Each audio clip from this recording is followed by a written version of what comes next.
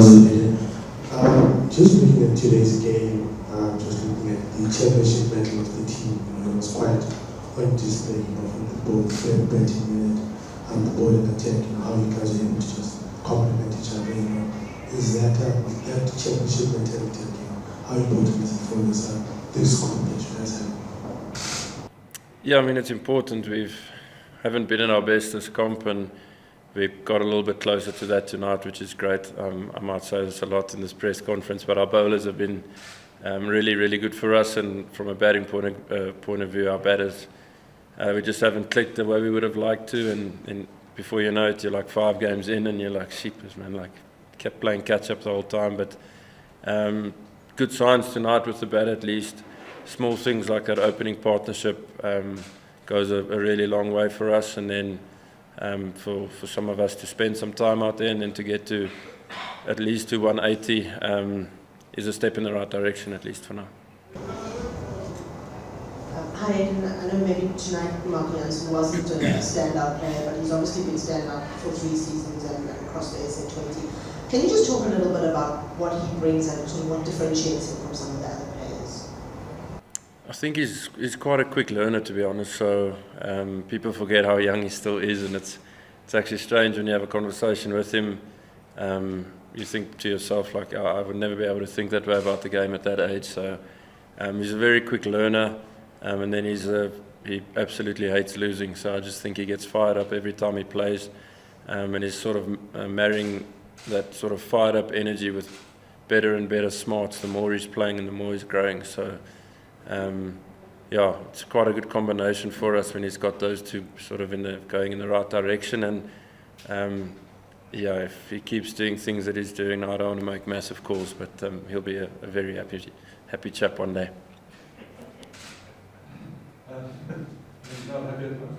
Yeah, very. Aiden, your team really needed you tonight with the bat. You came in at the important stage and you got the job done. So what was your plan, and are you happy to take the credit for that? Not really, no. I think again the start for me was massive. I think it was almost 50 on the board within 4 overs when we lost our first wicket, and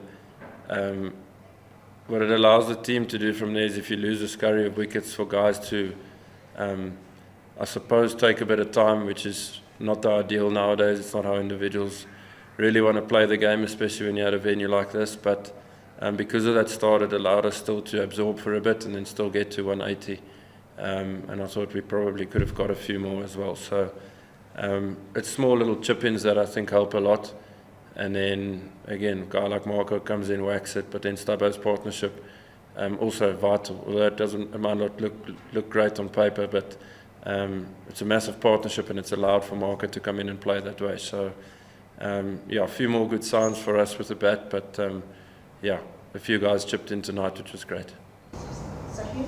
Aiden, we've spoken so many times about how much you love this ground, but what is it actually? We know you've grown up here, but is there a specific spot? Do you sit in a place at the dressing room, at the same place every time? You walk out in a certain way? What makes this ground so special that you're able to do so well? Yeah, I don't have a spot in the change room. I always sort of drift around, to be honest, but I let other guys settle and then find an open gap, and more than happy to do so. But I think all batters are going to say it's obviously a lot better batting here. So it's nice when you're out there in the middle and you know your miss hit can go for 6. At the coast, it doesn't go for 6, or at least not mine. And then there's a quick outfield. The ball generally comes on really well, and if you're able to hit space, you're able to get lots of 2s and 4s in between. So it's sort of a nice template how you can almost have a set approach at this venue, I feel, as a middle order batter, which is quite a rare thing normally, because it's normally very sort of situation based. Over the last 12 months to 18 months, a lot of young South African batters have come onto the stage. There is Luan Victorious, there is Eliminator, and today Tony Dizozzi, David Bellingham. How much of the emergence of these players will you put down to the SA20? Is the SA20 incidental to these young players coming up, or has it played its role in the developmental process? Yeah, the league is huge for it, to be honest. the guys that haven't been exposed to international cricket are able to come onto this stage where the standard of cricket is really high and still prove that they're quality players. So I think it bridges quite a nice gap for us as a country in terms of cricket in South Africa. And this league, sort of each year, it's a new guy. It's Matthew Bretzka a season or two ago now, Luando Pretorius. The names sort of keep popping up, and because of the league, guys are getting exposure, and because of that, they'll end up playing more cricket around the world that's at a high standard. And then when they play for the Proteas, they've competed against some of the best players in the world and will feel a bit more comfortable. Aiden, you've praised your bowling lineup. I wondered what made it so enjoyable for you to captain them, and why do you think they're so adept at being adaptable? Yeah, we've got a sort of interesting group. Each guy is such a different person, but you've got so many different kinds of types of experience that are in our bowling attack, especially with the seamers. So they bounce ideas off each other, and some of them see the game differently to the others, and I think it's nice for them to sort of share those ideas and then come up with plans. It almost feels like they run their own show, and I'm just on the side, and I'm more than happy with that, to be honest. So they've got really good plans, and if one plan doesn't work, they've got the skill set to back a second plan as well. So they've been really good. Liam Dawson's massively going under the radar, I feel, for us. He's been incredible for us this season. He's either holding up an end, allowing the seamers to strike, come into a venue like this where it can be really tough to bowl, and bowling tough and crucial overs. And if you bowl 3 overs at this venue as a spinner for, I think, whatever it was, sub 24, we're getting ahead of the game, even if he's not taking wickets. So they're all really clever and got their plans and pretty committed to those plans. So it makes life much easier for me. Hi, Aiden. Many congratulations. The team you are going to face next is coming after 3 consecutive losses. Does that give an additional psychological advantage to you? And my second question is, don't you think there is a sort of over-dependence on you as far as batting in crucial matches are concerned? To be honest, we don't look too much into where other teams are at. I don't think, like I mentioned earlier, we've been particularly great this competition, so we're chasing, trying to play that perfect game. I know it's probably never ever going to happen, but that's sort of what we're striving for, and we trust that if we're able to get close to that, then whatever the result might be, you sleep a lot better at night. So that's sort of what we're chasing and where our focus is at. In terms of me batting, no, I wouldn't say there's too much sort of pressure or dependence on me. We've got world-class batters in our batting lineup. Unfortunately, in tournament cricket, you play lots of games very often, and if you get into form, you can run with it and shoot the lights out. But if it's on the other side, it also can be quite tough. So we saw some good glimpses tonight from guys. A guy like Jordan Herman made runs in the previous game. So each guy's sort of slowly but surely finding their way and getting a bit of form back and confidence. And that's a better place for us to be than it was initially at the start. Congratulations, Aiden. You mentioned feeling that you guys left a few runs out there. Were you happy that you feel 185 was kind of par, or it seemed a slightly slower Super Small Park pitch with a bit more turn than it sometimes is? Yeah, it's a tough one, I think, especially when you play a lot of cricket at the coast. You come to the Highveld and sort of anything feels a lot better. So I was, to be honest, a little bit worried about our score. Luckily, our bowlers have been incredible, and that gave me a lot of calmness and confidence that we can still win it. But I was hoping for sort of 195 plus when we were sort of doing the maths at that second strategic break. We were aiming for that, and if we can really pull away, you get sort of 200 plus. So that's where we were at. I still thought the wicket was decent. Something in it for everyone, I guess, and ultimately just a good wicket. Aiden, you guys have showed in this competition, when you go on a bit of a run, the momentum's with you, and you've won 2 in a row now. There's 2 left. You reckon this is you've now hit the right purple patch?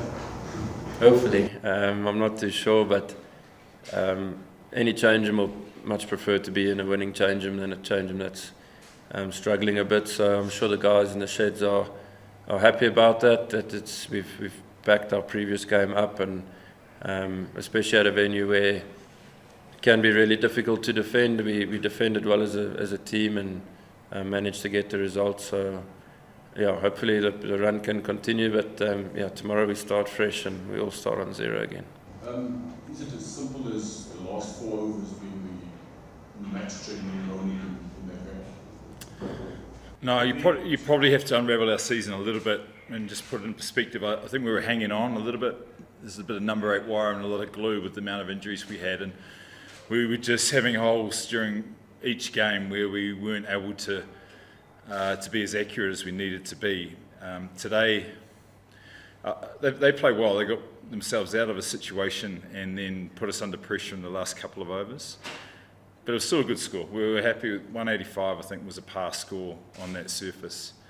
But we just came off a little bit flat after the 1 over. And it's a real shame because Sapona's been outstanding for us.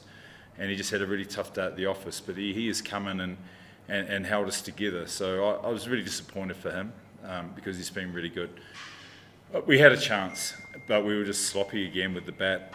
We needed the bigger boys to stand up and get the 75 plus and lead the way, and unfortunately we just gave wickets away too easily and too often. So it's a pretty simple formula of losing, but I won't say proud, but I'm satisfied with how we hung together in what's been a pretty tough season.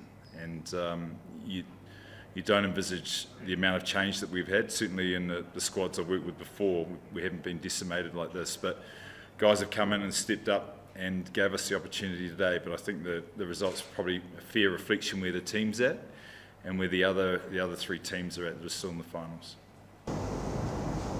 Hi, Stephen. I think we asked you in the Western Cape about the bowling injuries, but how much of this campaign and the results would you put down to injuries and squad changes, and how much to some of your other criticisms like batters not adapting? It played a big part.